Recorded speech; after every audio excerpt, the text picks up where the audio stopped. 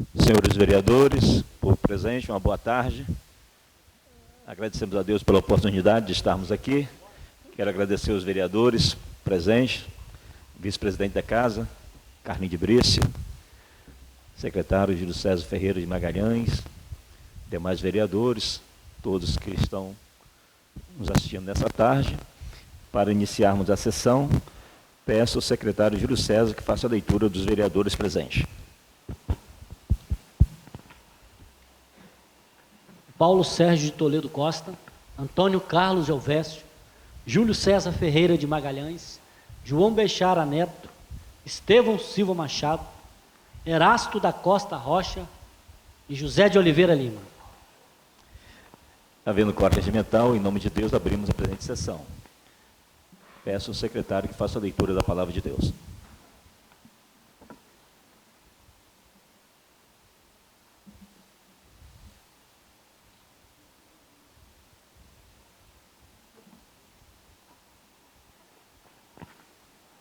Provérbios 16, versículo 1. As pessoas podem fazer seus planos, porém, é o Senhor Deus quem dá a última palavra. Você pode pensar que tudo o que faz é certo, mas o Senhor julga as suas intenções. Peça a Deus que abençoe os seus planos e eles darão certo.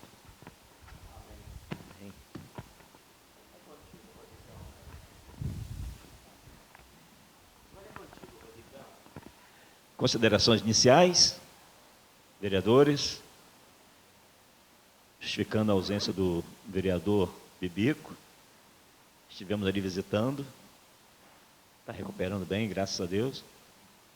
O vereador João tem marcado presença lá constante, né, vereador? Tem acompanhado, ele tem falado muita gratidão, né, por todos os colegas vereadores, também pelo vereador João, que tem acompanhado todo o seu processo muito de perto. Estive ali na casa dele, mandou um abraço para todos os vereadores, já está querendo voltar, mas possivelmente só retorna após o recesso. De repente ele para uns 30 dias para a recuperação, conforme a orientação médica. Mas mandou um abraço para todos os vereadores, para todos os servidores dessa casa. Ainda nas considerações iniciais, não havendo, passaremos para o material de expediente. Boa tarde a todos, eminente presidente, mesa diretora, nobres edis. Boa tarde, público que nos acompanha de forma virtual na rede social Facebook. Hoje é quarta-feira, dia 28 de junho de 2023. Nós estamos no 100º...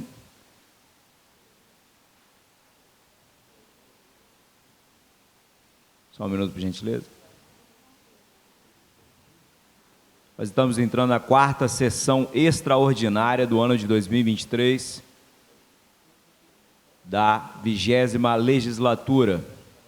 Essa quarta sessão ordinária, que foi através do expediente, entrando em uma ordem apenas, para expediente no projeto de lei número 29/2023, de autoria do Poder Executivo Municipal, que institui o novo Código de Obras do município de Itapemirim, Estado do Espírito Santo, nos termos em que especifica.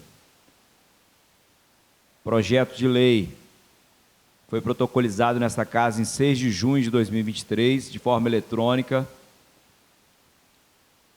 sobre o número de processo 449/2023, lembrando a todos que esse processo está acessível na íntegra para qualquer cidadão poder fazer a sua leitura. Antes do projeto, nós temos um ofício do Gabinete do Prefeito, número 101/2023, Itapemirim, 6 de junho de 2023. Excelentíssimo senhor Paulo Sérgio de Toledo Costa, presidente da Câmara Municipal de Itapemirim. Encaminha-se a Vossa Excelência o projeto de lei anexo, cuja ementa versa em verbis, que institui novo Código de Obras do município de Itapemirim, Estado do Espírito Santo, nos termos em que especifica. Deste modo, espera-se que o sobredito projeto seja recebido nos ritos que lhes são próprios em obediência aos mandamentos da Lei Orgânica do município de Itapemirim e legislações correlatas afetas ao processo legislativo. Atenciosamente, Antônio da Rocha Salles, prefeito de Itapemirim. Após uma mensagem de número 285, de 6 de junho de 2023, excelentíssimo senhor presidente da Câmara Municipal de Itapemirim, ínclitos vereadores componentes da atual legislatura municipal, nos termos do parágrafo único do artigo 31 da Lei Orgânica do município de Itapemirim, combinado com o artigo 61, inciso 3, artigo 36, inciso 2, 10 da Constituição Federal, encaminha-se para a apresentação dos novos devidos inclusos do projeto de lei, que institui o novo Código de Obras do município de Itapemirim. É necessário salientar que o odierno regramento tratado com o Código de Obras deste município, cidade, consta datado de 12 de julho de 84, por meio da Lei nº 907, ou seja, foi estabelecido na década de 80 do século passado, necessitando de urgente atualização. É ser disso que, à época, a visão do ambiente urbano desejável possuía caráter completamente diverso daquilo que hoje, conforme o interesse público, é exigido desta municipalidade. Pessoas, famílias e suas relações sofreram mudanças profundas neste lapso temporal, razão pela qual surgiram novas dinâmicas sociais que impõem ao poder público regras mais adequadas ao cenário atual. Deste modo, é imperioso destacar que, naquela época, nossa cidade tinha predominância extrema de áreas rurais, sendo que o desenvolvimento urbano notório neste interstício exige melhor aplicação de métodos e regras que permitam a continuidade do crescimento e da expansão do desenvolvimento. A transformação de uma sociedade rural em urbana tem características marcantes para Itapemirim, razão pela qual a legislação que hoje vigora é absolutamente ineficaz para promover o mais acurado esteio para fomento do crescimento sustentável que odiernamente se exige. Ressalta-se que fora levado em consideração que a experiência da urbanidade contemporânea é diversa da estabelecida à época da formulação da lei que vige até então, sendo muito mais compacta, menos segregada, fluida, direcionada ao agrupamento de pessoas em comunidades, deslocamentos locais otimizados, tendo ordenadas as construções que lhes serão a imagem. Não se pode olvidar que o município, nos padrões atuais, requer-se mais vibrante, mais coletivo, com um ambiente que transpareça o devido cuidado do poder público com a sua população. Diante do exposto, senhor presidente, submete-se o presente projeto de lei à consideração de Vossa Excelência Nobre Edil, esperando que o mesmo alcance a acolhida favorável, conforme todo o teor discorrido, para o bem do povo e atingimento dos deveres constitucionais expostos. Antônio da Rocha Salles, prefeito de Itapemirim. Agora, enfim, nós vamos ao corpo do projeto de lei número 29/2023, a qual passo a relatar. Eminente presidente, eu peço, por gentileza, como o processo legislativo é todo eletrônico, ele está disponível desde 6 de junho, ou seja, há mais de 20 dias, e aí, para efeito de otimização da leitura, alguns pontos aqui que nós entendemos que é capítulo, seção e do município, a gente vai, eu vou resumir aqui para a gente poder fazer a leitura, haja vista que são quase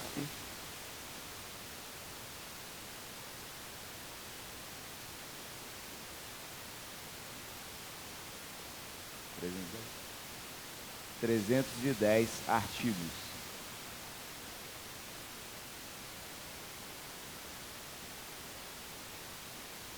Informando a todos que qualquer um tem acesso a esse link no site da Câmara, pode baixar para leitura na íntegra, enfim. E toda a documentação também do projeto, porque o processo legislativo desta casa e de outras é público. Projeto de lei número 29/2023, que institui o novo Código de Obras do município de Itapemirim, Estado do Espírito Santo, nos termos em que especifica. Prefeito de Itapemirim, Estado do Espírito Santo, usa suas atribuições conferidas pela lei orgânica do município, vai saber que a Câmara Municipal aprovou e ele, em nome do povo, sanciona a seguinte lei. Artigo 1º. Fica instituído o Código de Obras do município de Itapemirim, o qual estabelece normas para elaboração de projetos, execução de obras e instalações em seus aspectos técnicos, estruturais e funcionais, cujo objetivo é disciplinar a aprovação, a construção e a fiscalização, assim como as condições mínimas que satisfarão a salubridade, estabilidade, acessibilidade e habitabilidade das obras em geral. Artigo 2º. Toda e qualquer construção de edificações, reforma, com ou sem modificação da área construída, demolição, instalação, equipamentos de abertura/escavação de logradouros, efetuados a qualquer título do território do município de Itapemirim, estão sujeitos à aprovação de licenciamento por parte do município. Parágrafo 1º. As obras a serem realizadas em construções integrantes do patrimônio histórico cultural, municipal, estadual e federal, deverão atender às normas próprias estabelecidas pelo órgão de proteção competente. Parágrafo 2º. As obras a serem realizadas que estejam inseridas em áreas ambientais em zonas de amortecimento das unidades de conservação deverão atender à legislação ambiental e aos demais órgãos de legislações ambientais pertinentes, quando o órgão licenciador obrigado a comunicar tal circunstância ao órgão ambiental competente. Terceiro, As obras de atividades passivas de licenciamento sanitário deverão atender às normas próprias estabelecidas pelo órgão municipal ou estadual competente.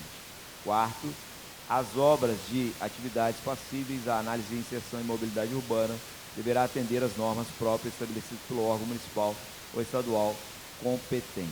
E aí, a partir dos capítulos, eu vou resumindo aqui, dizendo capítulo 2, o título dele, a seção dele, e de artigo tal a artigo tal. A partir do capítulo 2, fala dos direitos e responsabilidades da seção 1 do município. Artigo 3º, cabe ao município a aprovação e licenciamento de obras, edificações, instalação de equipamentos, infraestrutura e abertura / escavação de logradouros observados na disposição deste de código, bem como padrões urbanísticos definidos pela legislação vigente. O município comunicará aos conselhos regionais de classe qualquer irregularidade ou infrações cometidas pelos profissionais responsáveis técnicos dos projetos ou obras que incorram em comprovada imperícia, má-fé ou execução em desacordo com as condições de licenciamento ou legislação vigente. Artigo 4º é esse. Artigo 5º, a aprovação de projeto, emissão de licença ou qualquer outro ato da administração no processo não implica o reconhecimento do direito de propriedade. Parágrafo único. O requerente, proprietário ou possuidor responderá civil e criminalmente pela veracidade da documentação apresentada. Seção 2. Do proprietário, possuidor e do empreendedor. Artigo 6. É direito do proprietário, possuidor do empreendedor promover a executar obras em seu terreno mediante prévia autorização do município. Parágrafo único. Para beneficiar com a prerrogativa disposta neste artigo, é obrigatória a apresentação de título de propriedade de imóvel, complementado com outros documentos, quando necessária a comprovação de da posse. Artigo 7º. Em todas as veiculações publicitárias ou técnicas dos empreendimentos imobiliários, fica o proprietário, possuidor ou empreendedor obrigado a fazer constar o número do processo administrativo do projeto aprovado e o nome do responsável técnico pela obra, sob pena de aplicação das ações fiscais cabíveis.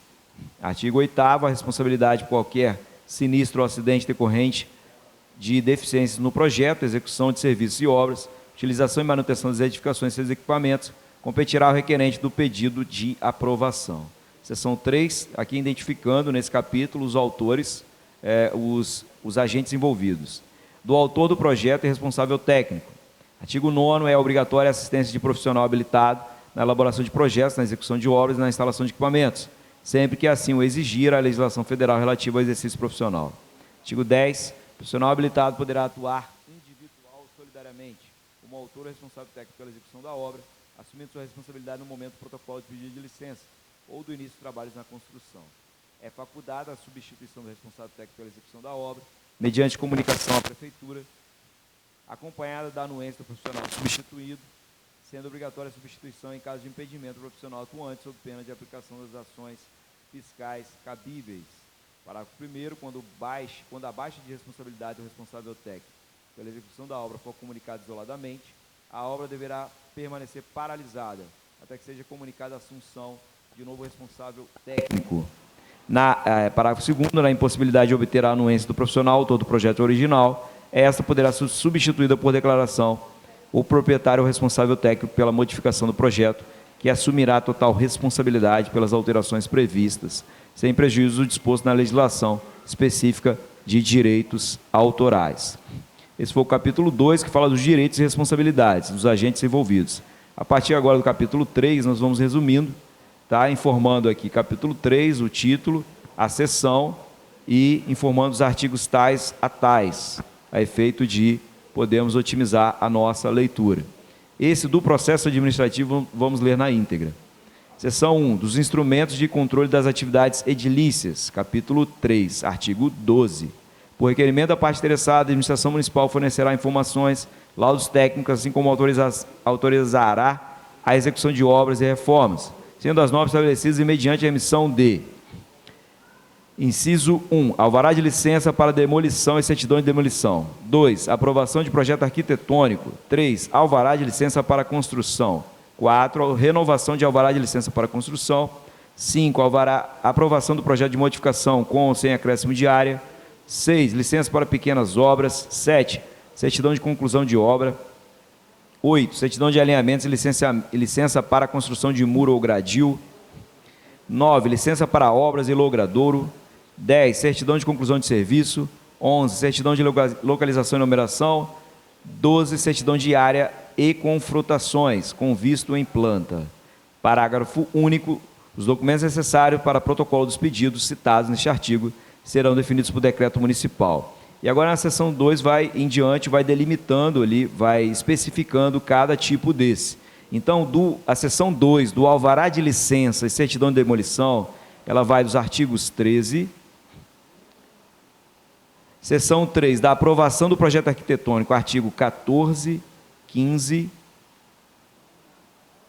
Seção 4 do alvará de licença para construção, artigo 16, 17, 18, 19, 20, 21. Da seção 5 da renovação de alvará de licença para construção, artigo 22. Seção 4 da aprovação de projeto de modificação com ou sem acréscimo de área, artigo 23, 24, 25, 26. Seção 8 do certificado de conclusão de obra, artigo 27, 28, 29, 30 e parágrafos. Da seção 9, da certidão de alinhamento e licença para construção de muro gradil, artigo 31 e 32. Perdão, 31. Seção 10, da licença para obras em logradouro, artigo 32. Seção 11, da certidão de conclusão de serviço, artigo 33. Seção 12, da certidão de localização e numeração, artigo 34. Seção 13, da certidão de área de confrontação com visto em planta, artigo 35. Capítulo 4, das obras públicas. Seção 1, disposições gerais, artigo 36. Esse eu passo a ler. Não poderão ser executadas obras públicas sem aprovação de projeto e licenciamento de construção emitido pela Prefeitura Municipal de Itapemirim. São submetidas a determinações deste Código, ficando, entretanto, isentas do pagamento de taxas referidas neste Código as seguintes obras quando executadas diretamente pela administração pública ou através da empresa contratada. Só vou dar um tempo para o apoio aí, localizar, artigo 36, nós estamos lendo.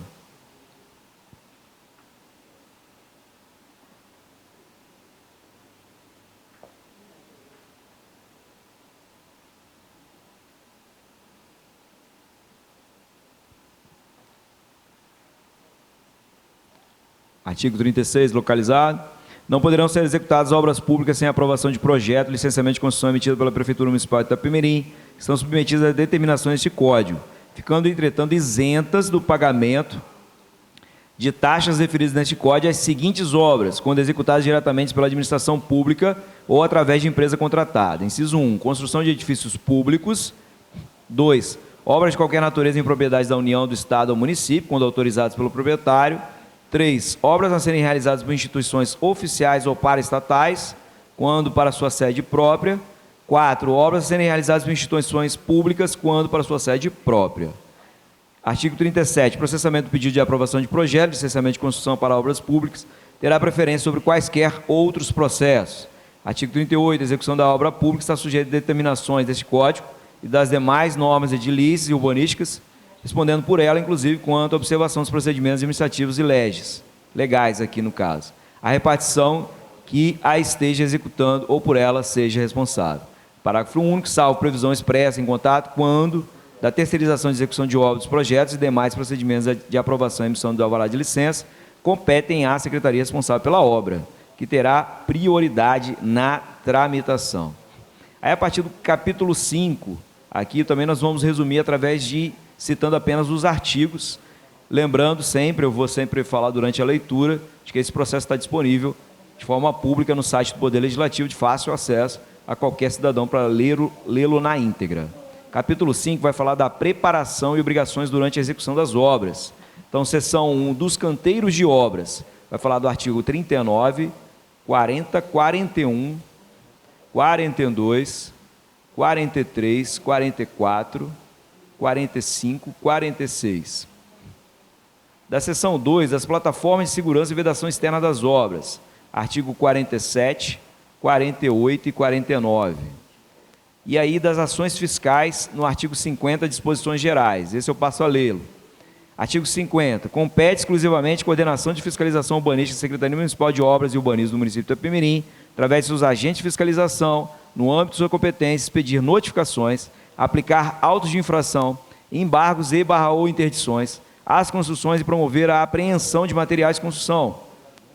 Parágrafo único. Toda obra deverá ser vistoriada pelo agente de fiscalização urbanística, que deve ter garantido livre acesso ao local mediante declaração firmada pelo requerente quando do pedido de alvará.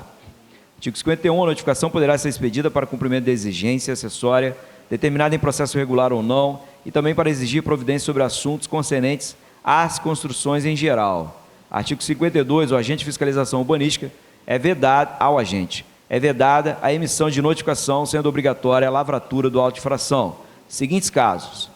Inciso 1. Quando for iniciada qualquer construção ou demolição sem que haja expedido o competente alvará respectivo. 2. O proprietário não cumprir as determinações e prazos fixados em sede de notificação. 3. Inexistir a placa de informações da obra, conforme estabelece esta lei. 4. For necessária a interdição de qualquer tipo de obra. Artigo 53. O auto de infração será lavrado quando o agente de fiscalização verificar irregularidades da obra em relação às disposições desta lei, e deverão constar obrigatoriamente os seguintes elementos, sob pena do respectivo auto de infração ser julgado insubsistente. Inciso 1. Identificação completa do proprietário do imóvel. 2. Data contemplando dia, mês, ano, bem como hora em que se deu a infração. 3. Dispositivos legais infringidos. 4. Assinatura acompanhada de carimbo do agente de fiscalização, nome legítimo. 5. Informação acerca da reincidência da infração. 6. Breve relato da infração cometida. Parágrafo único. As incoerências no auto de infração que não prejudiquem a defesa do autuado não resultarão em nulidade dele. Artigo 54. Se o infrator se recusar a assinar ou receber a notificação do auto de infração, o agente de fiscalização certificará a ocorrência no documento fiscal na presença de 2 testemunhas, cujas assinaturas deverão constar no referido documento. Parágrafo 1º. Na ocorrência de situação descrita no caput, o documento fiscal deverá ser encaminhado por correspondências com aviso de recebimento. Parágrafo 2º. Caso a notificação ou auto de infração encaminhados por correspondência com aviso de recebimento, AR, por qualquer motivo não forem efetivamente entregues ao seu destinatário, este deverá ser cientificado do conteúdo por meio da publicação de edital, que deverá ser publicado na imprensa oficial do município, ou jornal de grande circulação, ocasionando que os prazos estabelecidos por essa lei sejam contados em dobro a partir da data de publicação. Seção 2 das penalidades, a qual passa a lê-lo também, na íntegra. Artigo 55. As infrações a esta lei serão punidas alternada ou cumulativamente com as seguintes sanções. Inciso 1, multa. 2, embargo. 3, interdição. 4, apreensão de materiais de construção e equipamentos. 5, demolição. Seção 3 da notificação. Artigo 56. Caberá a notificação emitida a critério sob responsabilidade do agente de fiscalização quando há necessidade de cientificação ou orientação do notificado para exigir providências sobre assuntos concernentes às construções em geral.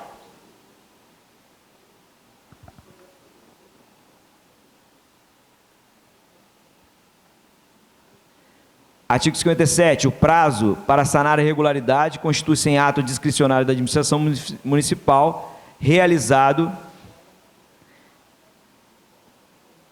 através do servidor fiscal de exercício da atividade, não constituindo compromisso de não autuação ou não adoção de outra medida administrativa fiscal no período correspondente ao prazo concedido.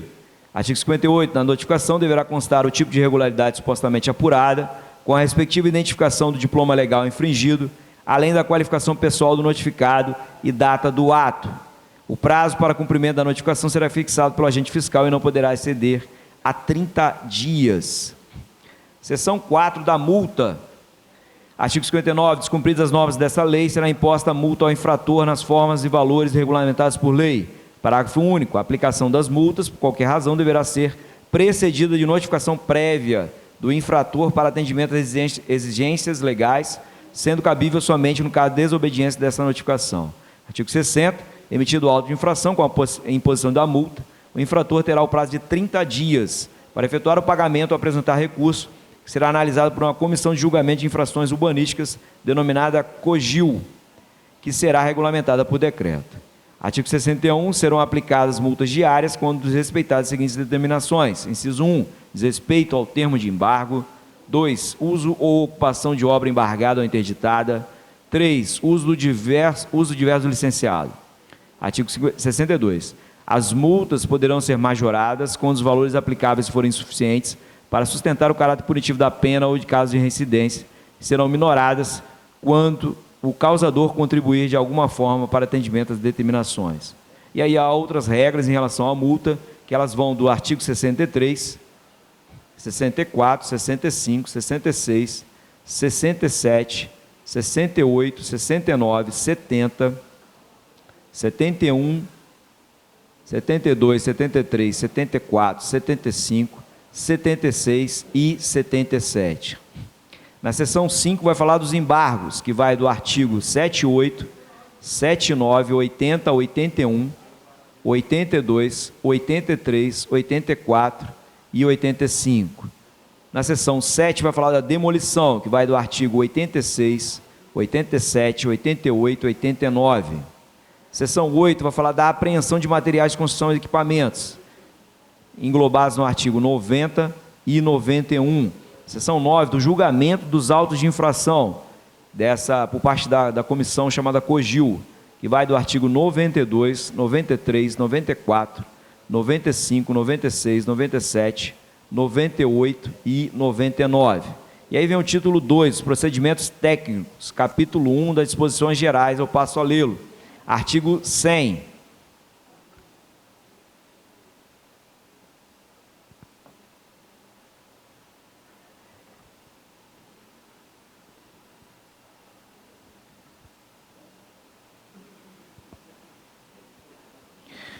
Os parâmetros urbanísticos estão estabelecidos pela legislação urbanística do município, em especial o Plano Diretor Municipal. Artigo 101. Todos os componentes das edificações, que compreendem fundações, estruturas, paredes, coberturas, deverão apresentar resistência ao fogo, isolamento térmico, isolamento, condicionamento acústico, estabilidade e impermeabilidade adequados à função e porte do edifício, de acordo com as normas técnicas especificadas e dimensionadas por profissional habilitado. Artigo 102. Os andares acima do térreo, a altura mínima de peitoriza e guarda-corpo será de 1 metro e deverão ser resistentes a impactos e pressões conforme as normas técnicas vigentes. Artigo 103. Execução de instalações prediais, tais como as de água potável, água pluvial, esgoto, energia elétrica para raio, telefonia, gás e guarda de resíduos domiciliar, observarão em especial as normas técnicas e/ou legislações vigentes. Artigo 104. As edificações situadas em áreas desprovidas da rede coletora pública de esgoto deverão ser providas de instalações destinadas ao tratamento de efluentes situados inteiramente dentro do limite do lote. E aí, mencionando dentro desse artigo 104, parágrafo 1º, 2º, 3º e 4º. Do capítulo 2, da implementação de acessibilidade arquitetônica e urbanística, vai falar na seção 1 sobre disposições gerais sobre acessibilidade, que vai englobando os artigos 105 apenas, da seção 2, das condições específicas, artigo 106, tudo aqui regrado pelas normas da ABNT, 106, 107, 108, 109, 110, 111 e 112. Da seção 3, da acessibilidade na habitação de interesse social, vai englobar os artigos 113 e parágrafo único. Seção 4, da acessibilidade aos bens culturais e imóveis, artigo 114. Seção 5, dos passeios públicos e calçadas, artigos 115, 116, 117, 118 e parágrafo único. Capítulo 3, das condições gerais relativas a terrenos, seção 1, e aí tudo relacionado à área territorial. Dos arrimos de terra, das valas e escoamento de água, artigos 119, 120, 121 e parágrafo único. Capítulo 4, materiais, elementos construtivos e equipamentos, das disposições gerais na seção 1, artigos 122, 123. Seção 3, das fundações e estruturas, artigos 124, 125, 126 e 127, e parágrafos. Seção 5, das paredes e pisos, artigos 128 e 129. Seção 6, das fachadas e coberturas, artigos 130, 131, 132 e 133. Seção 7, das marquises e balanços, artigos 134, 135 e parágrafo único. Seção 8 das portas, artigo 136, incisos. Seção 9 das instalações prediais, artigo 137, 138, 139, parágrafos. Subseção 1 das instalações hidráulicas, artigo 140, incisos 141, 142, 143, 144, onde há aqui um consumo médio em litros por pessoa, e há uma tabela a ser observada, parágrafo único. Subseção 2 das instalações sanitárias, artigo 145, 146, 147, 148, 149 e 149, perdão. Seção 10 dos sistemas de segurança, artigo 150. Seção 11 dos equipamentos de elevação, artigo 151, 152, incisos. Artigo 153, incisos e parágrafo único. Artigo 154, artigo 155 e artigo 156. Perdão, artigo 155. Seção 12 das plataformas, escadas e esteiras rolantes.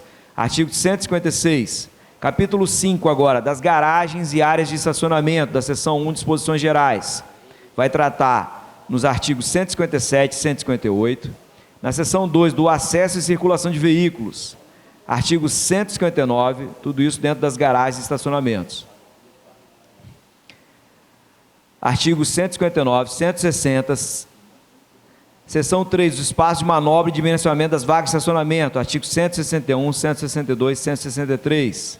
Seção 4, da carga e descarga, artigo 164.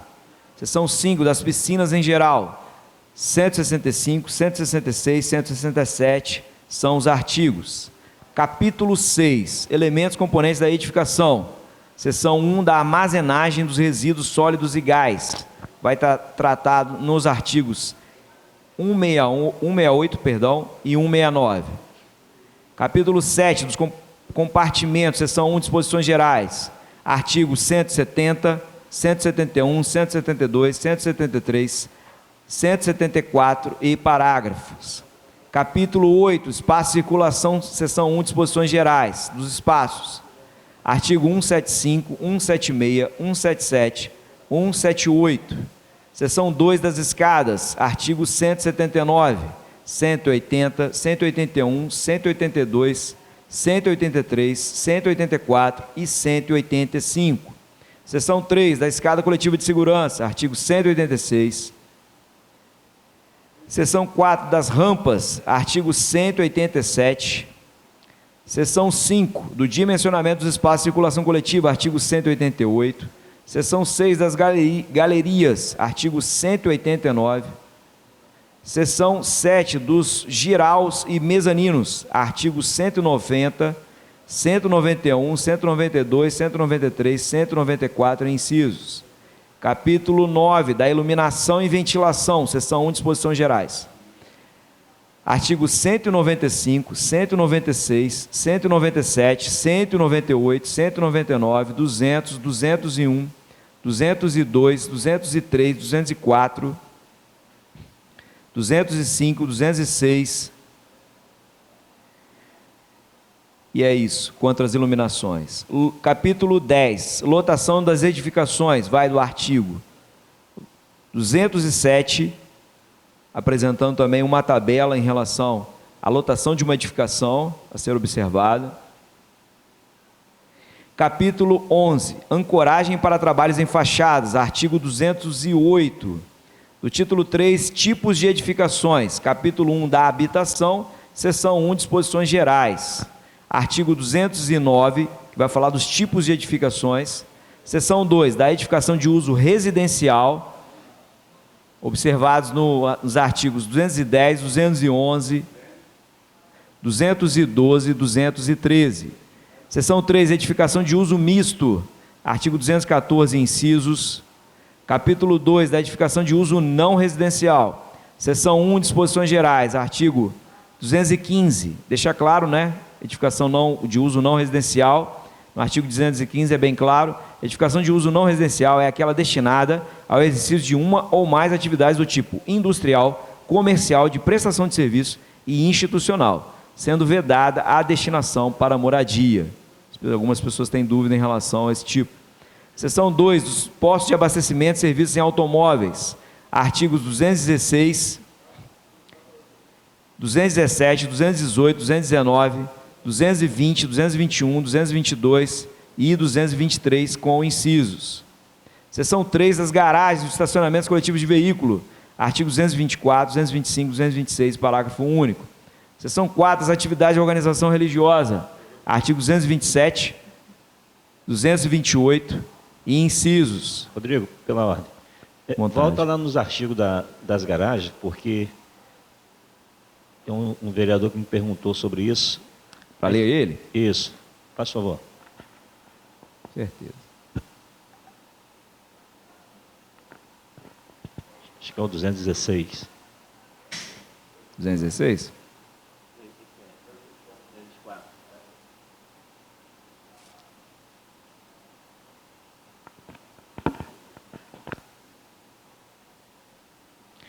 Então, nós passamos a ler da seção 3 para ficar melhor especificado das garagens e estacionamentos coletivos de veículo. Artigo 224. Os locais cobertos ou descobertos, destinados ao estacionamento ou guarda de veículos para fins comerciais, no interior dos lotes, deverão dispor de compartimento destinado à administração e instalação sanitária, atendendo às normas trabalhistas vigentes. Artigo 225. As edificações destinadas exclusivamente à guarda de veículos, além das exigências deste capítulo, deverão dispor de... Eu vou pedir o apoio para dar um zoom no PDF aí para melhorar a leitura pelos vereadores. Aumentar a fonte aí, por gentileza. Artigo 225. As edificações destinadas exclusivamente à guarda de veículos, além das exigências deste capítulo, deverão dispor de: inciso 1, pé direito livre de no mínimo 2,20 na parte coberta destinada à guarda de veículos. 2, duplo acesso com largura mínima de 3 metros cada, facultado o acesso único com largura de 5,5 metros. 3, local para estacionamento e espera. Artigo 226, os compartimentos cobertos destinados à guarda de veículos será facultada a iluminação artificial desde que seja assegurada a ventilação natural. Parágrafo único, os compartimentos descritos no caput deste artigo deverão constar equipamentos para combate auxiliar de incêndio conforme os modelos e especificações do Corpo de Bombeiros. Essa é a parte que trata em relação às garagens. A seção 4 fala das atividades de organização religiosa. Ela vai dos artigos 227, 228. Rodrigo, lê dessa parte das religiosas também. Pois não. Das atividades de organização religiosa, artigo 227, as edificações utilizadas para fins de atividade de organização religiosa deverão atender aos seguintes requisitos. Inciso 1, possuir pelo menos o conjunto sanitário por sexo par uso público. 2, possuir vãos de entrada e saída de pessoas com largura mínima de 2 metros. 3, os vãos de iluminação e ventilação naturais devem ter área mínima de 1/6 da área do piso de compartimento e possuir pé direito mínimo de 3 metros. Parágrafo único. Na construção ou na locação de edifícios destinados a templos religiosos, serão respeitadas as peculiaridades de cada culto, desde que asseguradas todas as medidas de proteção, segurança e conforto do público, inclusive conforto térmico / acústico do público e do entorno da edificação. Artigo 228. Quando a edificação religiosa abrigar outras atividades, desde compatíveis ao fim que se destinam, tais como escola, pensionato ou residência, essas deverão satisfazer as exigências próprias previstas na lei. Agora passamos à seção 5 dos cemitérios. Artigo 229 e incisos. Seção 6 da atividade de atenção à saúde humana. Artigo 230, e aí classificando aqui os incisos que serão consideradas, atenção à saúde. Seção 6 da atividade de atenção de saúde humana, eu passo a ler. Rodrigo, artigo 230. O João está pedindo pela ordem, né? Ah, sim, pois não. Vou levar o microfone. Libera o microfone para ele ali.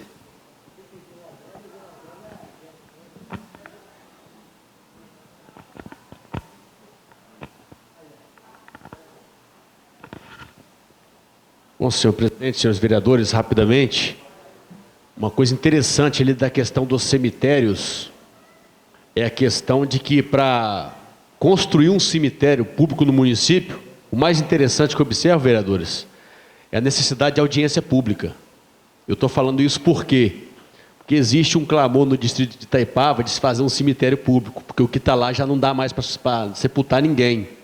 Então, antes de fazer esse novo código de obra, exige audiência pública, que eu acho interessantíssimo, para construir um cemitério, ouvir os moradores daquela região, qual o melhor lugar. Eu achei muito interessante isso aí, como não foi lido, eu estou fazendo esse comentário.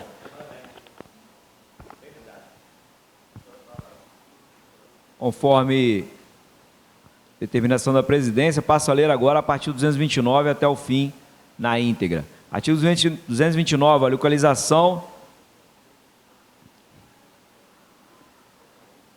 dos cemitérios. A localização do cemitério será precedida de consulta prévia de audiência pública. Parágrafo 1º, nas áreas destinadas aos cemitérios horizontais, tanto do tipo tradicional quanto do tipo parque, estes deverão obedecer, além das normas existentes nesta lei, aos seguintes requisitos. Inciso 1, que o terreno será implantado o empreendimento, que o terreno onde será implantado o empreendimento possua aptidão no tocante ao solo, além das condições topográficas e pedológicas compatíveis com o fim proposto. 2, que o lençol de água se distancie 3 metros abaixo do plano de inundação, bem como ter uma avaliação pormenorizada da drenagem interna do referido solo, onde seja efetivada a indicação de todas as ocorrências do lençol acima dos limites supra-referidos. 3. A área territorial deverá ter dimensão baseada em 1,5 metro por habitante, sendo subdividido nas seguintes proporções.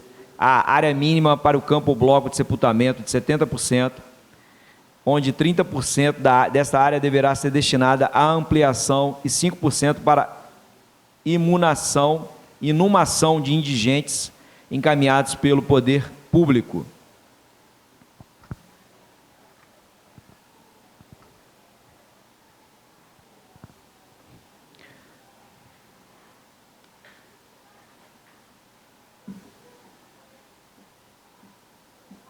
A linha B, área para equipamentos intracemiteriais, ocupando o máximo de 30% da área territorial. Inciso 4, sepulturas deverão ter afastamento de no mínimo 5 metros das divisas do terreno. Inciso 5, o muro para fechamento do perímetro do cemitério deverá ter altura mínima de 3 metros. A área, inciso 6, a área do cemitério deverá apresentar em todo o seu perímetro uma faixa arborizada não edificada de no mínimo 20 metros quadrados. Parágrafo 2º, nos terrenos onde a condição prevista no inciso 2 do parágrafo anterior não puder ser atendida, os sepultamentos deverão ser feitos acima do nível natural do terreno. Parágrafo 3º, deverão ser adotadas técnicas e práticas que permitam a troca gasosa, proporcionando assim as condições adequadas de decomposição dos corpos. Parágrafo 4º, qualquer cemitério deverá dispor de, inciso 1, instalações administrativas constituídas por escritório, almoxarifado, vestiário e sanitário de pessoal, bem como depósito de materiais de construção. 2, capela para velório na proporção de 1 para cada 10.000 sepulturas ou fração. 3, sanitários públicos. 4, local para estacionamento de veículos. 5, depósito de resíduos domiciliar. 6, depósito de ossos. Parágrafo 5º, é recomendável a destinação do local específico para a venda de flores e artigos funerários. Seção 6 da atividade de atenção à saúde humana, artigo 230. Será considerada a edificação destinada à atividade de atenção à saúde humana aquela que possibilitar assistência em saúde em geral, com ou sem internação, incluindo, dentre outros, os seguintes tipos. Inciso 1, clínica médica diagnóstico ou odontologia de recuperação físico-mental. 2, ambulatório. 3, pronto-socorro. 4, posto de saúde. 5, hospital ou casa de saúde. 6, banco de sangue, laboratórios de análise clínica de anatomia patológica. 6, clínica de radiação ionizante e não ionizante.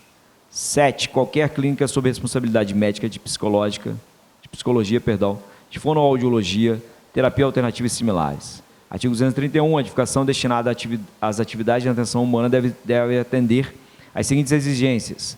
Inciso 1, os compartimentos devem atender às normas técnicas para edificações destinadas a estabelecimento de saúde, conforme regulamentação própria do Ministério de Saúde e demais legislações pertinentes. Inciso 2, a implantação de atividade de atenção à saúde humana deverá ser previamente analisada pelo órgão estadual e/ou municipal, competente somente depois de emitida a respectiva carta de anuência. O município poderá aprovar a licenciar o projeto arquitetônico. Seção 7 da hospedagem. Artigo 232, será considerada edificação destinada à prestação de serviço de hospedagem ou moradia de caráter transitório, incluindo, dentre outros, os seguintes tipos. Inciso 1, hotéis e motéis. 2, hotel residência, flat e aparte hotel. 3, pensões e albergues. 4, casas de repouso.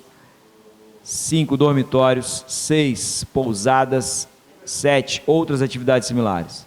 Parágrafo único, a edificação destinada à prestação de serviços de hospedagem deve ter, no mínimo, 1/4 de dormir, atendendo à acessibilidade conforme a norma da BNT vigente. Artigo 233, as edificações previstas no artigo 232, além das disposições dessa seção e das relativas a edificações em geral, deverão atender às seguintes condições.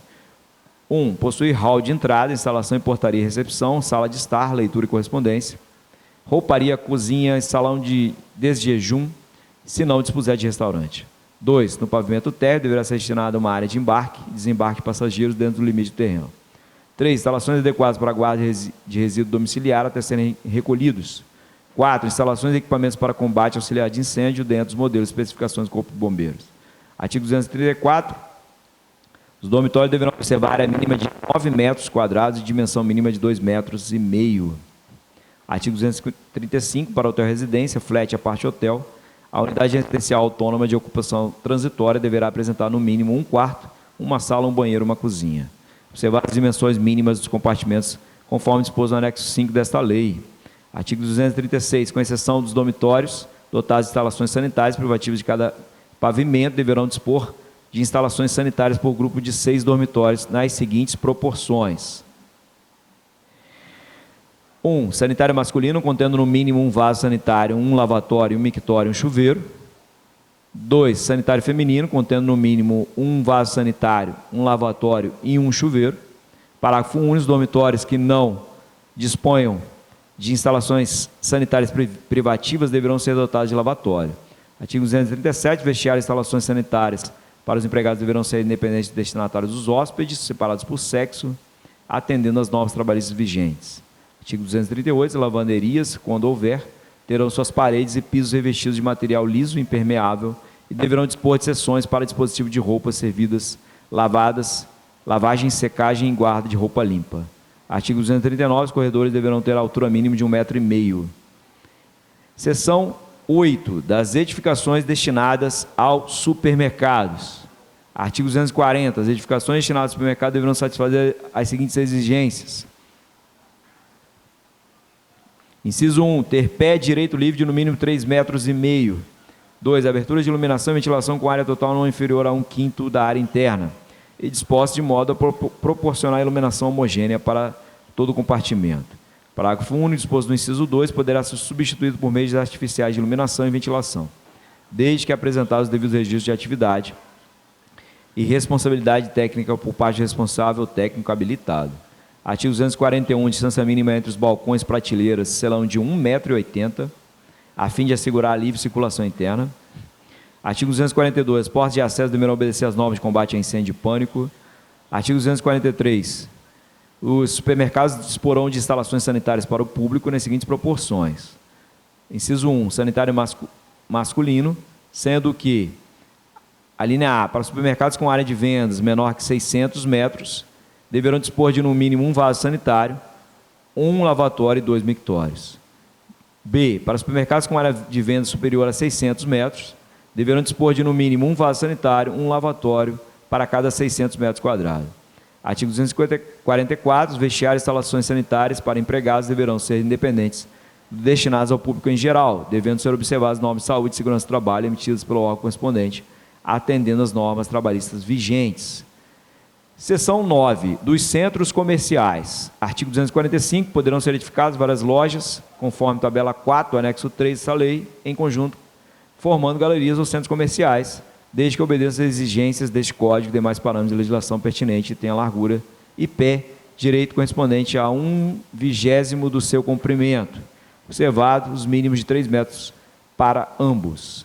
Parágrafo 1º. A iluminação da galeria poderá ser feita exclusivamente através de abertura de acesso, desde que seu comprimento não exceda de 4 vezes a altura da abertura, quando houver um só acesso, e 8 vezes a altura da abertura, nos demais casos, e quando situados pelo menos 2 delas em um só plano horizontal. Parágrafo 2º, quando não puderem ser observadas as exigências do caput deste artigo, deverá a galeria dispor de aberturas complementares de iluminação. Artigo 246, as lojas que se abrem para galerias poderão ser dispensadas iluminações e ventilações diretas, desde que apresentados os devidos registros de atividade e responsabilidade pelo responsável técnico habilitado. Artigo 247, as edificações destinadas às lojas de até 75 metros quadrados deverão existir no mínimo de um sanitário dotado de um vaso sanitário e um lavatório, separados por unidade e por sexo. Parágrafo único, para atendimento disposto acima, serão aceitos sanitários por pavimento para ambos os sexos, desde que possuam fácil acesso através de corredor de circulação. Seção 10. Dos restaurantes, bares, lanchonetes congêneres. Artigo 248.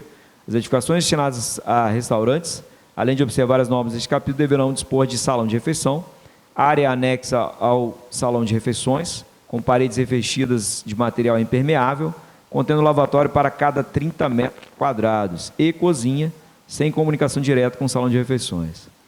Artigo 249, serão exigidas instalações sanitárias para uso público, contendo um vaso sanitário, lavatório e mictório para cada 30 metros quadrados do salão de refeições. Observado separação por sexo, isolamento individual quanto ao vasos sanitários.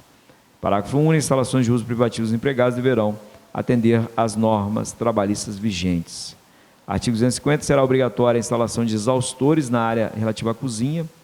251, os bares, casas e lanches deverão dispor de lavatórios no recinto de uso público e na área de serviço.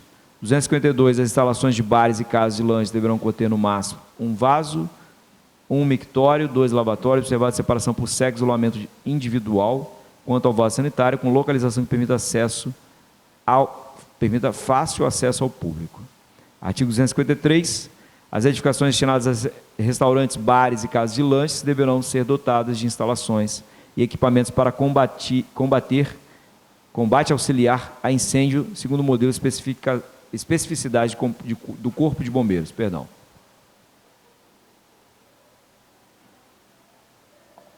Capítulo 3, das edificações para a indústria em geral. Seção 1, disposições gerais. Artigo 254, nenhuma licença para edificação destinada à indústria será concedida sem prévio estudo de sua localização com respectivo impacto social. Artigo 255, todo projeto de edificação para fins industriais deverá estimar a sua lotação. 256, as edificações de que trata este capítulo deverão satisfazer todas as normas técnicas e legislações pertinentes de acordo com a sua especialidade, além das seguintes condições. Inciso 1, pé direito no mínimo 3,5 para locais de trabalho de operários. 2, abertura de iluminação e ventilação correspondente a 1/5 da área do piso. Parágrafo 1º, deverão ser observadas todas as normas referentes à legislação de prevenção e combate a incêndios e pânico. Parágrafo 2º, não serão aprovados projetos de indústrias quando estas estiverem fora das zonas declaradas de interesse econômico pelo plano diretor municipal. Artigo 257, as edificações para fins industriais que tenham mais de um pavimento deverão ser dotadas pelo menos de uma escada ou rampa com largura mínima de 1,5 m.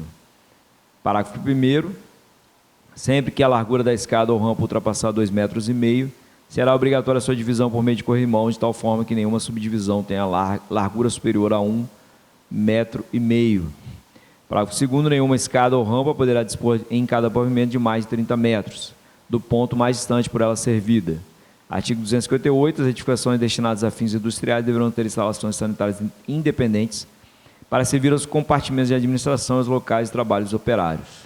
Artigo 259, as edificações que trata esse capítulo deverão dispor de compartimento para vestiário e um compartimento sanitários, com respectivos sanitários divididos por sexo, atendendo às normas trabalhistas vigentes. Parágrafo 1º, na determinação do número de sanitários é facultada a instalação de vestiário e sanitário para portadores de necessidades especiais PNE, junto à linha de produção ou de depósito de mercadorias. No entanto, a área administrativa deverá apresentar condições de acessibilidade com no mínimo um sanitário para PNE. Parágrafo 2º, os locais de trabalho não poderão comunicar-se diretamente com o compartimento destinado a sanitário. Artigo 260, será obrigatória a existência de compartimentos destinados à prestação de socorro de emergência, com área mínima de 6 metros quadrados por grupo de 100 empregados ou fração. Artigo 261. Nas edificações para fins industriais será obrigatória a existência de refeitório, cuja área mínima deverá atender às normas trabalhistas vigentes. 262. Os locais de trabalho deverão ser dotados de instalação de distribuição de água potável através de bebedouros. 263. As indústrias devem ter tratamento especial para os efluentes líquidos e gasosos quando apresentarem características físico-químicas, biológicas ou bacteriológicas agressivas. Parágrafo 1º. As indústrias são obrigadas a esgotarem seus efluentes líquidos e gasosos dentro das formações e respeitar os padrões exigidos pela legislação municipal, estadual e federal vigentes. Parágrafo 2º. O sistema de tratamento de efluentes industriais mencionados neste artigo deverá estar instalado antes das indústrias novas começarem a operar e podendo ser comum a mais de uma edificação industrial. Capítulo 4 das edificações para fins culturais, recreativos, esportivos e congêneres. Seção 1, disposições gerais. 264. As edificações destinadas a clubes noturnos em geral, salões de bailes, clubes sociais e congêneres, cinema, teatros, auditórios assemelhados, além do disposto neste código, deverão atender os seguintes requisitos. Inciso 1. Possuir instalações sanitárias separadas por sexo. 2. Possuir pé direito de no mínimo 2,70. 3, 2,70 quando a área de compartimento. 3 metros. A área de compartimento não exceder 60 metros quadrados. 4 metros superior a 60 metros quadrados. 3. Níveis de ruído aceitáveis, conforme a atividade. 4. Possuir instalação sanitária de serviço atendendo às normas trabalhistas vigentes.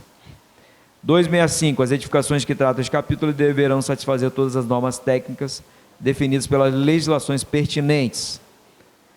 266. Os ginásios com arquibancadas destinados à prática de esportes, além do disposto nessa lei, deverão atender os seguintes requisitos. Inciso 1. Possuir instalações sanitárias separadas por sexo. A linha A, para o sexo masculino, deverá possuir 4 vasos sanitários, 4 lavatórios para cada 500 lugares, ou fração de um mictório para cada 250 lugares.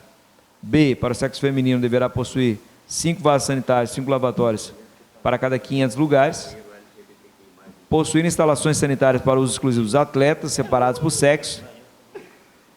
A linha A, para os atletas do sexo masculino, deverá possuir 4 vasos sanitários.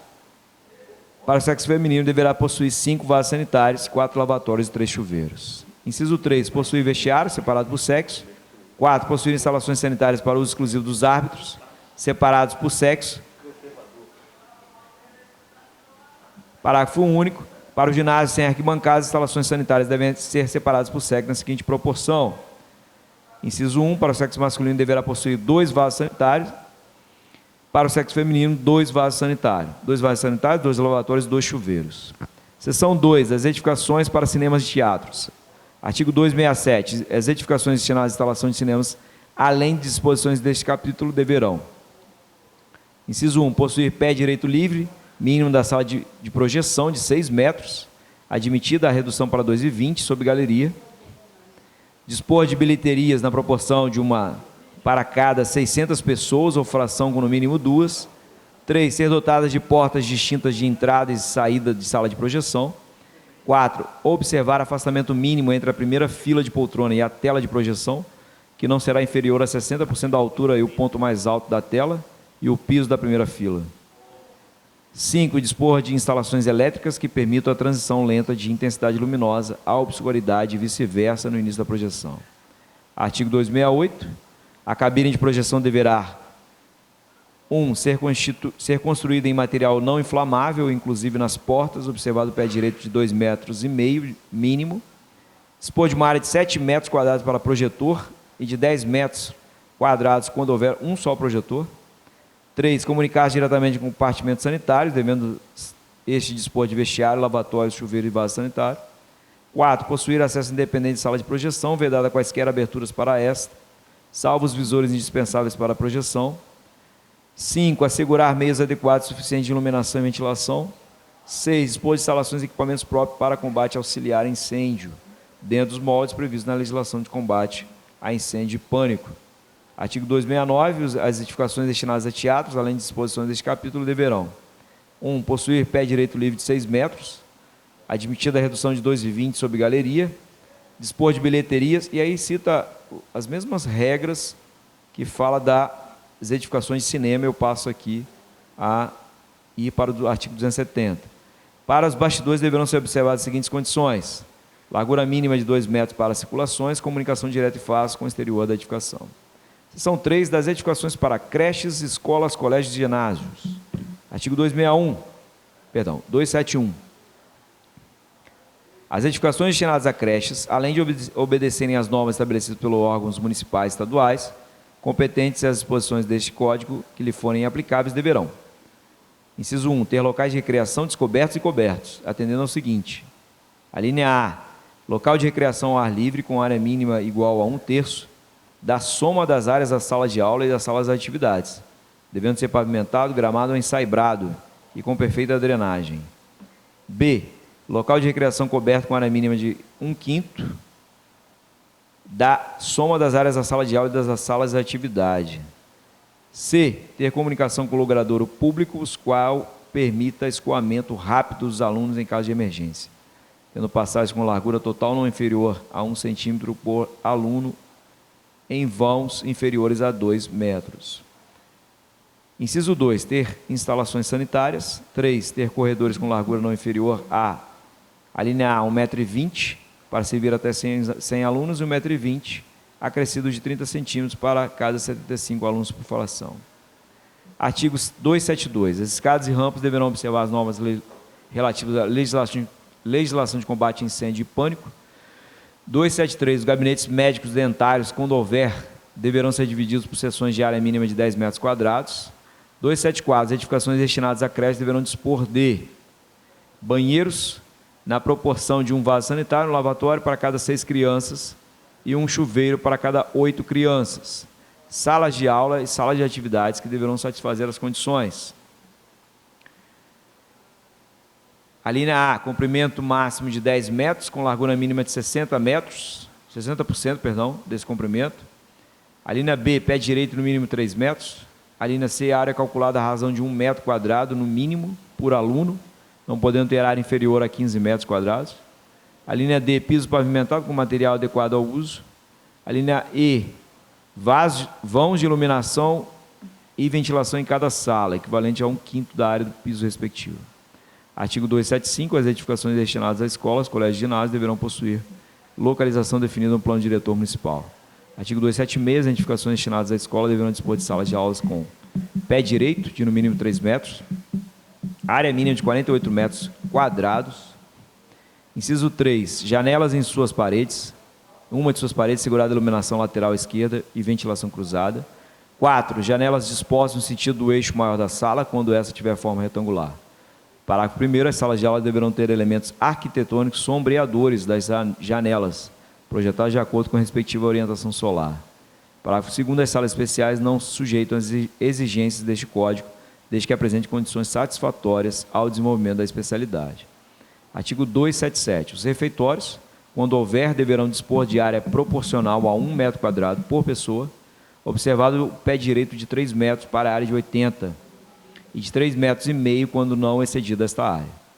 Parágrafo 1º. A área mínima de refeitório será de 30 metros quadrados. Segundo, será, sempre que o refeitório e sua cozinha se situarem em pavimentos diversos, será obrigatória a instalação de equipamentos de elevação de monta-carga, entre esses compartimentos.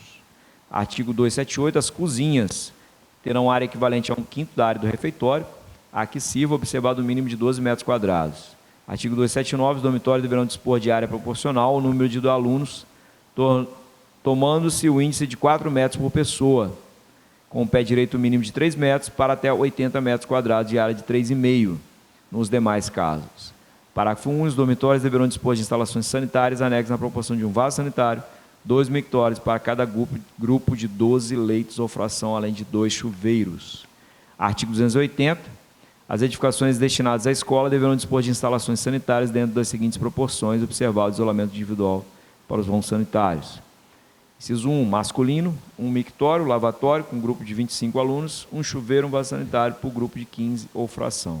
Feminino, lavatório, chuveiro, por grupo de 25 alunos, e 1 chuveiro, 1 vaso sanitário, grupo de 15 alunos por fração. Aqui é uma observação no inciso 2 aqui, faltou o lavatório. Aliás, perdão. Aqui está classificado o vaso sanitário. Artigo 281, os corredores deverão possuir largura mínima de 2 metros quando principais e de 1,60 m quando secundários. Artigo 282, as escadas deverão observar as normas relativas à legislação de combate a incêndio e pânico. 283, as rampas deverão observar as normas relativas à legislação de combate a incêndio e pânico. 284, as edificações de que trata esse capítulo deverão dispor de instalações bebedouras higiênicas com jato inclinado na produção de um aparelho por grupo de 30 alunos. 285, será obrigatória a construção de área coberta para recreio, equivalente a 1/5 da área prevista para as salas de aula. Artigo 286, os ginásios de esportes, quando houver anexos ou não, as escolas deverão possuir área mínima de 550 metros quadrados. Parágrafo único, será exigida estrutura em concreto armado ou metálica na edificação destinada ao público, sendo facultativa a cobertura metálica ou mista. 287, o pé direito mínimo livre para ginásio é de 6 metros em relação ao centro da praça de esportes. 288, os ginásios deverão dispor de instalações para vestiários na proporção de 1 metro quadrado para cada 10 metros quadrados da área de praça de esportes, dotada de armários e comunicando-se com as instalações sanitárias, devendo estas serem separadas por sexo. 289, as instalações sanitárias do ginásio serão compostas por um vaso sanitário, 3 chuveiros, 2 lavatórios, 2 mictórios para cada 100 metros quadrados da área da praça de esportes, observada a separação por sexo e isolamento individual para os vasos sanitários e chuveiros. Parágrafo único. As instalações sanitárias de uso público serão compostas de um vaso sanitário, 2 lavatórios, 2 mictórios por grupo de 100 espectadores. Artigo 290. As escolas de ginásio deverão ser dotadas de instalações e equipamentos para combate auxiliar de incêndio, segundo o modelo e especificações exigidas na legislação de combate a incêndio e pânico. Artigo 291, o setor responsável pela aprovação de projetos da Secretaria Municipal de Obras e Urbanismo poderá recusar a aprovação de projetos que apresentem em sua concepção arquitetônica características de diversas atividades ou o uso indicado no projeto de arquitetura apresentado. Artigo 292, para efeito de fiscalização, define-se como o início da obra a primeira das ocorrências caracterizadas por: inciso 1, início das fundações; 2, instalação de canteiro de obras; 3, instalação de tapumes; 4, demarcação da obra. Artigo 293. Toda e qualquer obra, para que tenha início, inclusive quanto à sua fase de fundação, deverá possuir um competente alvará de licença para construção. Artigo 294. Para efeito deste Código, define-se como obra concluída aquele cujo conteúdo do projeto arquitetônico aprovado e licenciado pelo município tenha sido executado fielmente na íntegra. Parágrafo 1º. Poderá ser concedido certificado de conclusão em caráter parcial para edificações parcialmente concluídas, se a parcela concluída e aquelas em execução atenderem para o uso a que se destinam as exigências mínimas previstas neste Código e na legislação urbanística, além de não incorrer em perigo para os usuários. Parágrafo 2º. Nos casos de obras em edifícios com mais de uma torre, e caso o empreendedor opte por construir uma ou mais torres por vez, poderá ser deferida o licenciamento por torre. Artigo 295. Caso a edificação venha a ocupar mais de um lote de terreno, estes deverão sofrer remembramento previamente ao licenciamento da mesma. Parágrafo único. Faculta-se a emissão de alvará de licença para construção para o projeto arquitetônico aprovado pelo período de 60 dias, quando for necessário o remembramento de lotes, desde que seja apresentado o protocolo de pedido de remembramento junto à Prefeitura Municipal de Itapemirim, sendo que a renovação deste alvará de licença para construção dar-se-á somente após a apresentação de documentação comprobatória de remembramento dos lotes. 296, no caso de desmembramentos, quando a sua autorização pelo município, será consultada a existência de projeto aprovado para verificação dos parâmetros urbanísticos e edilícios vinculados à área objeto de desmembramento. 297, as obras e edificações concluídas ou não em andamento ou paralisadas deverão manter as condições de segurança e promover medidas que visem impedir acidentes, transtornos ou riscos às pessoas e aos bens públicos ou particulares. 298, para o cálculo dos valores dos tributos e multas, será considerado o valor de referência do Tesouro Estadual, VRTE, estabelecido pelo Governo do Estado do Espírito Santo. Artigo 299, os projetos de construção já aprovados e cujo licenciamento de construção já foi concedido ou requerido anteriormente a esta lei, terão um prazo improrrogável de 36 meses a contar da vigência dessa lei para a conclusão das obras de infraestrutura, sob pena de caducidade e vedada a revalidação do licenciamento da construção ou de aprovação do projeto. Parágrafo 1º, o licenciamento da construção, ainda não concedido, relativo a projeto já aprovado anteriormente a esta lei, deverá ser requerido no prazo de 180 dias, sendo que o interessado terá o prazo máximo de 36 meses a contar da concessão do alvará para a conclusão das obras de infraestrutura de construção.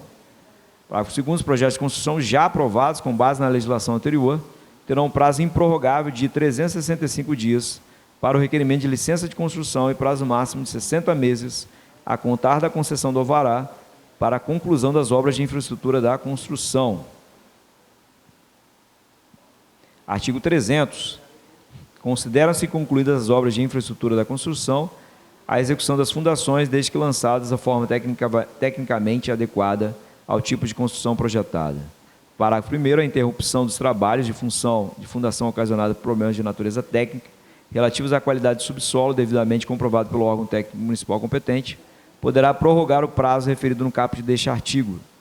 Parágrafo 2º, as obras cujo início se encontra comprovadamente na dependência de ação judicial para a retomada de imóvel ou para sua regularização jurídica, desde que proposto nos prazos, dentro do qual deveriam ser iniciadas as mesmas obras, poderão revalidar o licenciamento da construção tantas vezes quanto forem necessárias. 301. Será examinado de acordo com as exigências legais vigentes anteriormente a esta lei, desde que seus requerimentos hajam sido protocolados na Prefeitura Municipal de Itapemirim. Antes da vigência desta lei, os processos administrativos de aprovação de projeto de edificação ainda não concedida. Artigo 302. Aplica-se a legislação que aprovou o projeto, nos casos de processo administrativo de modificação do projeto de construção, cujos requerimentos hajam sido protocolados na Prefeitura Municipal de Itapemirim antes da vigência dessa lei, desde que atendas às disposições no artigo anterior. Artigo 303. Serão aplicadas as disposições desta lei quando a edificação não possuir habite-se, nos casos em que for solicitada a aprovação do projeto arquitetônico modificativo. Artigo 304. E final, esta lei entra em vigor na data de sua publicação, revogando-se as disposições em contrário. Itapemirim, Espírito Santo, 6 de junho de 2023, prefeito de Itapemirim, Antônio da Rocha Salles, eminente presidente. Anexo segue um glossário.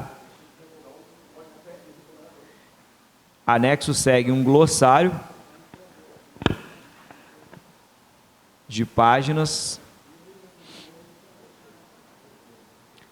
Também segue um anexo 1 sobre detalhamento de calçadas, modelo determinado, né? Anexo 2, cálculo de vagas de estacionamento, e aí é uma tabela. Anexo 3, disposição de vagas para estacionamento e faixa de circulação em curva. Anexo 4, tabelas de taxas administrativas. Anexo 5, tabela 1 de edificações residenciais. E tabela 2, edificações comerciais e de serviço. E esses são os anexos apensados ao projeto de lei. Eminente presidente, essa é a leitura do material. Senhores vereadores, o Código de Obra dado publicidade, já com algumas observações, já anotadas e também relatado por alguns colegas vereadores. O vereador João Bichara acabou de fazer uma observação, que nós vamos estar discutindo junto com as comissões, junto com a área técnica, João, porque a nova lei não revoga a lei anterior. Se assim não for feito, se não for revogada a lei, nós ficaríamos com 2 códigos de obras, mas poderá ser tratado, né, através de uma emenda de vereador, juntamente com a área técnica do Executivo Municipal. Conforme já conversado com alguns vereadores e compartilhando com os demais colegas, foi dada publicidade hoje, o Código de Obra irá para as comissões e também enviado para cada vereador para que esteja analisando e compartilhando com a população, caso seja necessário, até porque, né, o Código de Lei, né, é público e todos precisam tomar conhecimento dele. Após a análise da área jurídica e também dos vereadores e das comissões, nós iremos convocar uma nova reunião com o Executivo Municipal para sanarmos algumas incoerências na lei, algumas dificuldades que encontramos ali de parte técnica e legística e de parte técnica também da Secretaria de Obras. Após essa reunião com a Secretaria de Obras, com os engenheiros de obra, engenheiros civis e arquiteto. Nós marcaremos, em comum acordo com os vereadores, algumas audiências públicas.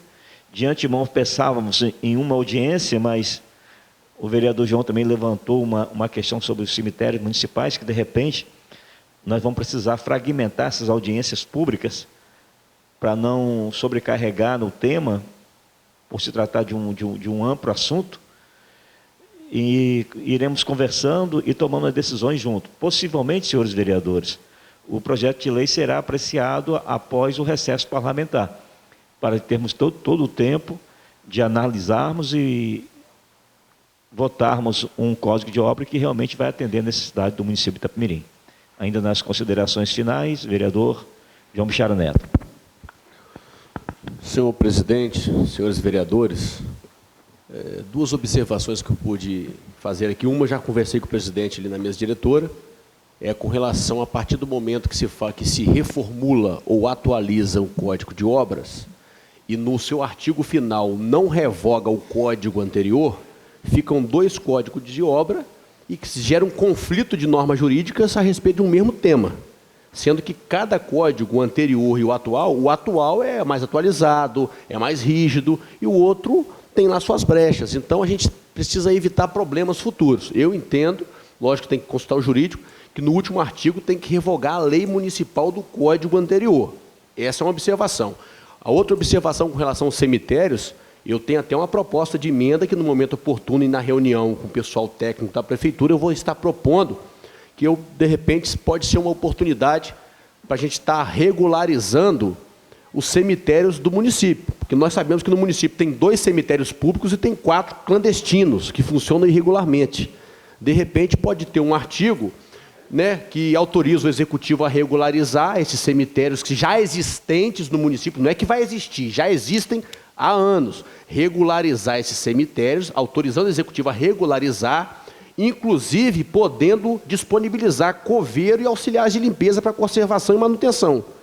Eu refiro-me aqui a 4 cemitérios que tem no município que não são regularizados, que o executivo pode regularizar. É o cemitério Diamante, que fica lá em Brejo Grande, é o cemitério do Morro da Formiga, no Brejo Grande do Sul, o Diamante mais no Rio Muqui, tem o do Lauro Pinheiro, em Córrego do Ouro, e tem um cemitério comunitário do Frade. Todos esses cemitérios, os sepultamentos são feitos por moradores. O município não disponibiliza coveiro porque são irregulares, são tidos como clandestinos. De repente, para se tratar de um código de obra e ter uma seção cemitérios, é uma oportunidade para a gente autorizar o executivo a regularizar e disponibilizar, Erasto, coveiro e auxiliar de limpeza para manter e conservar esses locais. Até mesmo para respeitando aqueles entes queridos que ali estão e a população local. São cemitérios que estão no interior do município.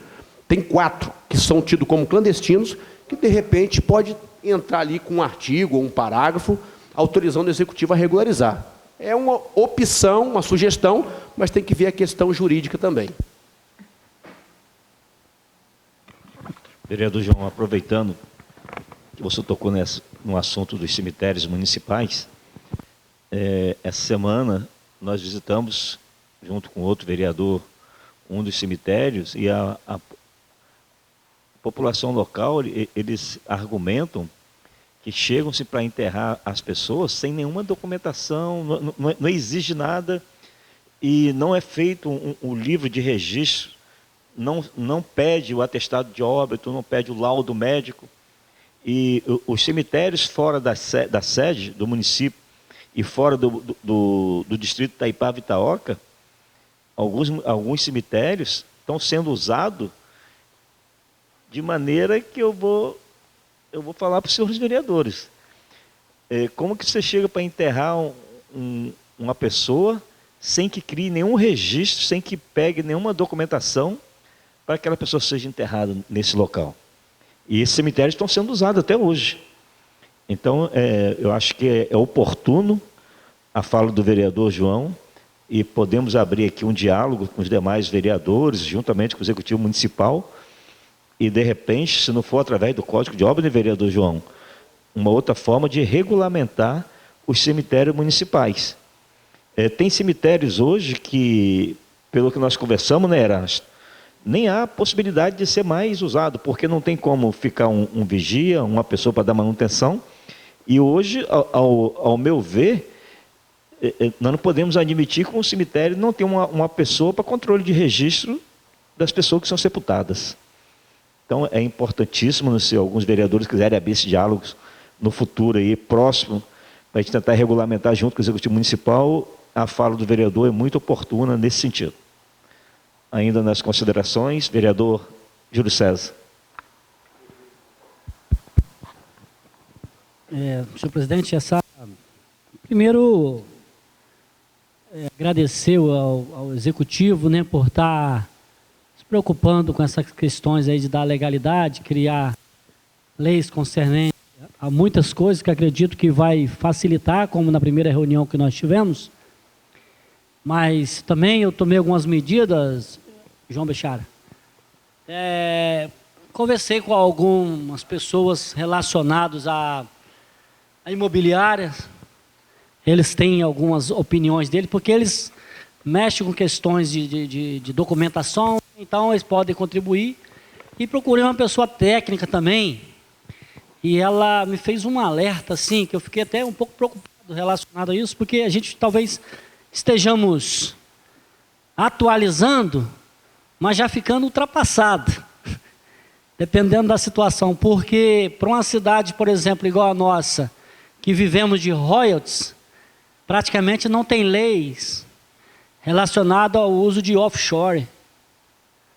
Então, são coisas que precisamos sentar, ver e já estar com a visão visionária, né, mais lá na frente, para saber o que cidades como Campos, ali Macaé, como que eles têm as leis lá, porque são usos que, com a instalação dessas plataformas aqui, né, algumas empresas que vêm para cá, será necessário, até na legislação nossa, termos condições de receber esse serviço offshore, para que a gente não esteja perdendo investimentos futuros. Registrada a fala do vereador Júlio César. Vereador João, ainda quer concluir? Senhor presidente, a questão dos cemitérios tidos como clandestinos, eu já levei esse assunto já para a Procuradoria nos meus mandatos anteriores, mas não logrei êxito. Eu não vi uma boa vontade em querer regularizar e assumir a responsabilidade daqui em diante, daquele período em diante.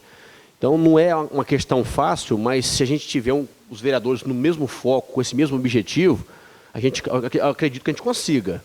É porque eu tentei tocar sozinho e não consegui ter resposta, não consegui ter êxito, né? Porque a prefeitura, assumindo ou não esses 4 cemitérios que são tidos como clandestinos, os familiares vão continuar sepultando entes queridos ali, eles não vão parar, não. Então, é melhor o município assumir, por exemplo, daqui para frente, se responsabilizar. O que aconteceu para trás não é responsabilidade do município.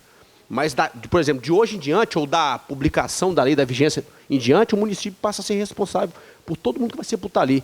Porque disponibilizar servidor, administrativo, coveiro, auxiliar de limpeza pública, o município tem capacidade para isso. É uma questão mesmo de dignidade com esse povo que é sepultado lá. São sepultados por familiares. Quem cava a cova não é a máquina de prefeitura, não. Eles acordam de madrugada para cavar a cova, para enterrar um ente querido. Veja bem, a gente está falando de uma realidade nossa aqui. Eu já vi isso acontecer, eu já vi gente cavando. O cemitério Diamante, por exemplo, é centenário, tem mais de 100 anos, gente. Quantas pessoas têm sepultado ali? Porque a Procuradoria, presidente, usa o seguinte argumento: como que o município vai assumir uma situação que não sabe a documentação de quem foi sepultado? Mas o que aconteceu para trás, já foi para trás, pega daqui para frente, regulariza. É melhor o município assumir do que deixar da forma que está. Porque vai incentivar situações semelhantes a acontecer, vai incentivar irregularidades. É melhor assumir, regularizar, disponibilizar pessoal e começar a organizar daqui para frente. O que tem de clamor, Erasto sabe, no Brejo Grande, pedindo para tornar o cemitério lá público, porque não é público, é comunitário. Cemitério público regularizado é o da sede e o de Itaipava. Os outros quatro não, o município não dá suporte em nada. E tem ali centenas de milhares de pessoas sepultadas sem suporte nenhum da prefeitura. pode ser que o jurídico entenda que não é a matéria para se colocar no Código de Obra. Mas se for uma mera autorização legislativa, para que o Executivo tenha autorização para regularizar os cemitérios já existentes e disponibilizar pessoal para daqui para frente assumir, eu acho bacana. Eu queria que os senhores me apoiassem nessa causa, que eu acho que a gente vai prestar um grande serviço, porque são muitas pessoas que pedem esse favor há anos e ninguém se interessa em resolver. Já que ninguém se interessa, nós somos representantes, vamos abraçar a causa e tentar resolver. Ou no Código de Obras novo, reformulado, ou de uma outra forma. Que seja um projeto de lei de autoria nossa, a gente faz também junto aqui e tenta uma solução para esse caso que parece que nunca vai ser resolvido. Então, vereadores, parece que o vereador João está dramatizando a coisa, mas não é não. Nós pegamos relatos de familiares que moram próximo de um cemitério e que eles falam o seguinte: chegam aqui a qualquer hora do dia, enterram e vão embora e ninguém sabe o que está acontecendo. Quem foi enterrado, qual foi, se tem o laudo da morte, se foi o familiar que veio enterrar ou se foi alguma outra situação. Então é mais sério que imaginamos, vereadores. Mas vamos unir força aí para tentarmos atender o clamor da população que pede que regulamente esse cemitério e até para legalizar, né, a situação do município junto às pessoas que falecem e às famílias que querem respeito pelos seus entes queridos que partem para a eternidade. Não tendo mais nada de tratado nessa tarde, encerramos a sessão em nome de Deus e voltaremos às 18 horas para a sessão ordinária. Uma boa noite a todos.